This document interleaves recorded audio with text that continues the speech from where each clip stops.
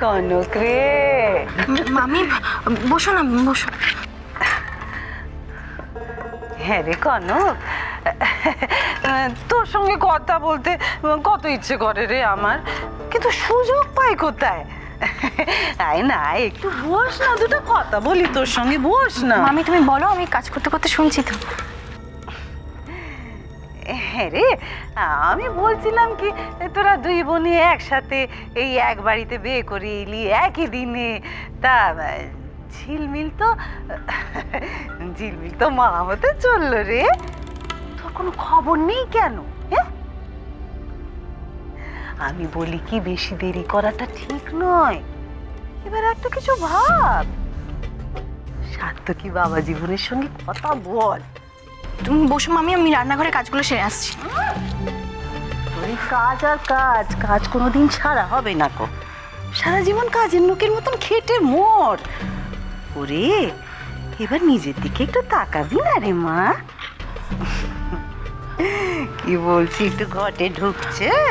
হ্যাঁ, সারাক্ষণ কাজ কাজ করিস না, এসব ছাড়াও আর অনেক কিছু করার আছে রে তোর। আমার কাজ করতে ভালো লাগে মামি। ছেলে মানুষের মতন কথা বলিস না, সারাক্ষণ ছেলে মানুষের মতন কথা। ওরে কোলে একটা বাচ্চা এলে দেখবি, ওকে নিয়েই সারাটা দিন কেটে যাবে তোর। এমন একটা মুখ করছে যেন আমি কোনো নিষিদ্ধ কথা বলছি। যেটা বলছি সেটা ভেবে দেখ, কাজ কাজ করে মরিস কেন? এবারেতে কাজের লোকের অভাব আছে নাকি রে? আমি শুধু এই কাজগুলোই পারি মামি, আর তো কিছু জানিও না আমি। ও, সারাটা দিন তুই এই ভেবে মরিস না?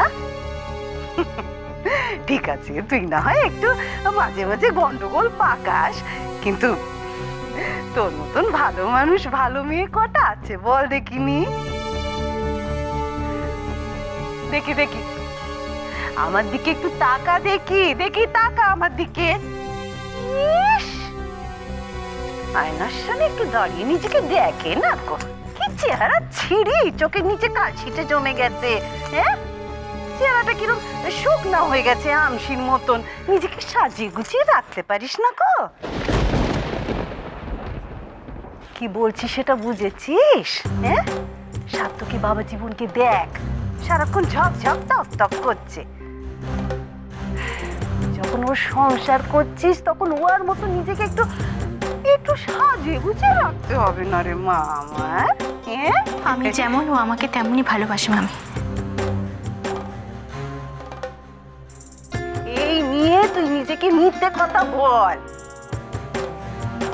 মিথ্যে সান্ত্বনা দে নিজেকে। হ্যাঁ, ওরে মেয়ে, সার্থকী বাবা জীবন বাইরে পড়াশোনা করেছে রে, এমনিতেই তো একটু বড় মুখ্য, তাকে সংসারে বেঁধে রাখতে হবে না?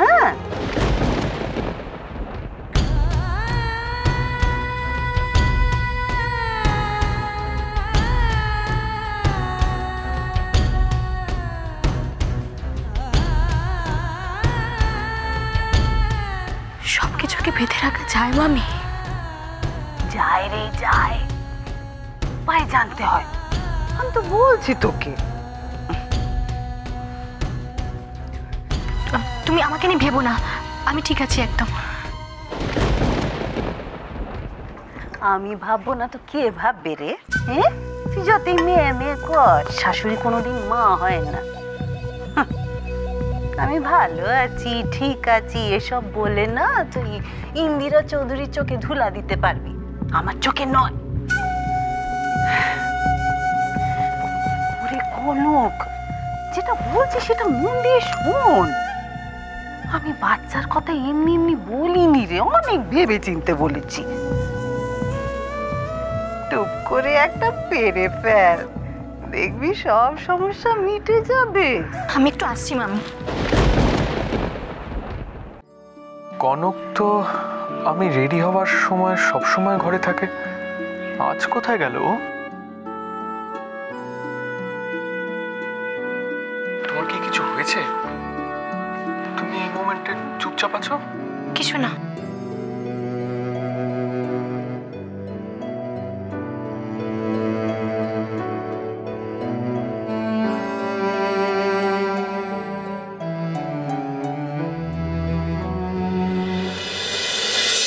হঠাৎ করে কেমন যেন একটু চুপচাপ হয়ে গেছে, একটু অলুফ হয়ে থাকছে।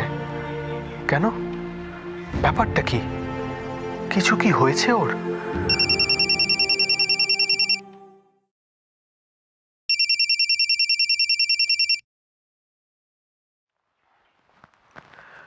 হ্যাঁ মিস্টার ভাদুরী, বলুন। না না, no need to postpone the meeting. হ্যাঁ হ্যাঁ, লাঞ্চ টাইম যেরকম ছিল ওরকমই থাক। I'll be there.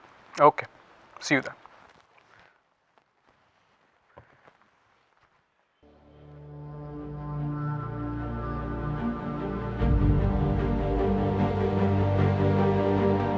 Teesta text করেছে? কখন করলো? এটা তো রেড দেখাচ্ছে। তাহলে কনক কি পড়েছে এটা? সকালের দিকে এসেছিল, কিন্তু ও তো একবারও বললো না কিছু আমায়। অদ্ভুত।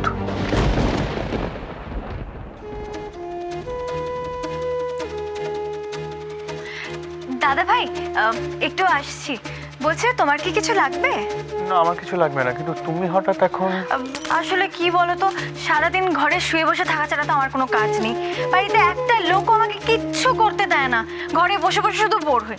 তাই ভাবলাম যদি তোমার কিছু লাগে, অ্যাটলিস্ট একটু হাত বা আমার নাড়াচাড়া হবে। না, আমার কিছু লাগবে না।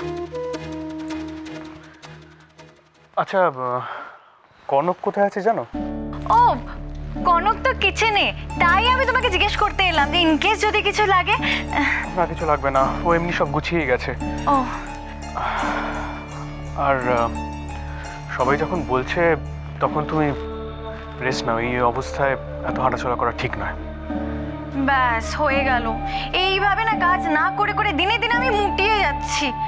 আচ্ছা ঠিক আছে, আমি বরং এক কাজ করি, আমি কনককে ডেকে আনছি এখানে। হ্যাঁ না থাক, আমি নিজেই যাচ্ছি। দাদা ভাই, বলছে যে আমি তোমাকে আগবারই এসব কথা জিজ্ঞেস করলাম দেখে তুমি প্লিজ কিছু মাইন্ড করো না। আসলে নিজের চোখেই তো দেখছি তোমরা সবাই মিলে আমার জন্য এত কিছু করছো। মাঝে মাঝে আমারও ইচ্ছা করে তোমাদের জন্য। আমার জন্য কনক আছে, তুমি নিজের কেয়ার নাও। আমার জন্য কনক আছে, নিজের কেয়ার নাও। কনক তো না যেন চাকরা নেই বাড়ি।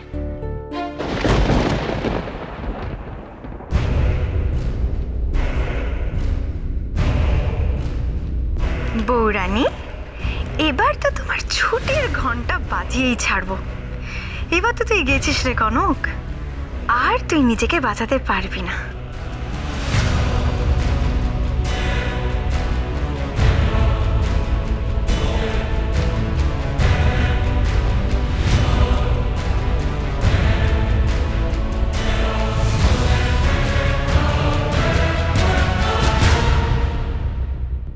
সত্যি কথা বলতে কি বৌদি, তুমি তো ছিলে না। এ বাড়ির ছেলে বউদের সমস্ত কাজ নিয়ে ব্যস্ত তারা। আমি একা একা কথা না বলতে পেরে হাঁপিয়ে মরে যাচ্ছিলাম। বাবা সত্যি ঠাকুরজি, তুমি যে কি বলো না, সারাক্ষণ তোমার মরার কথা কেন বলো বলো তো? আরে ও তো কথার কথা। দেখো, আমার বাড়িতে লোক ছিল না, কথা বলতে পারি না বলে তোমার কাছে চলে এলাম। আর তুমি কিনা 1 মাস হাসপাতালে কাটিয়ে এলে। আমার এখানে একা একা ভালো লাগে। রাঙামা, আসবো? হ্যাঁ, ভেতরে এসো, ওখানে দাঁড়িয়ে কেন? এসো এসো এসো। কি বৌরানী, দুই বুড়ির কথা শোনা হচ্ছিল? হ্যাঁ, আর এই বয়সে কি কথা শুনবে? হ্যাঁ, সে সময় বয়স ছিল, বলো, তখন কথা বলতাম।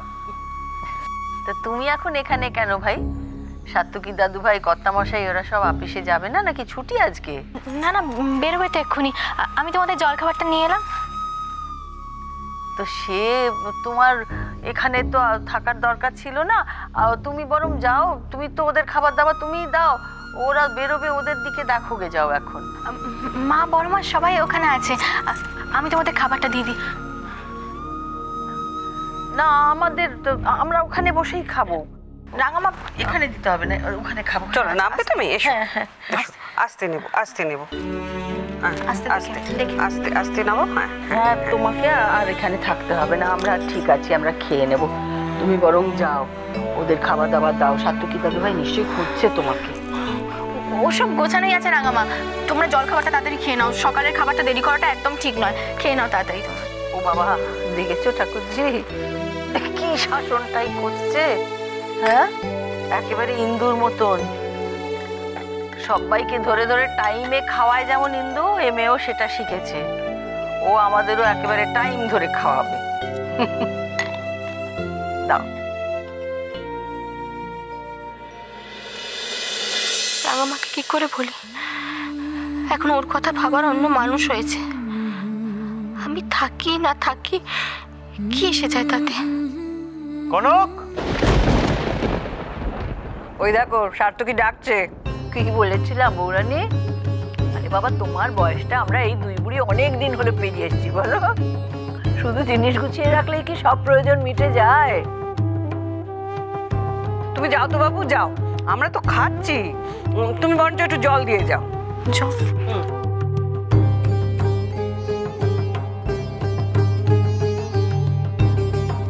তোমরা খাও, আমি আনছি। ঠিক আছে।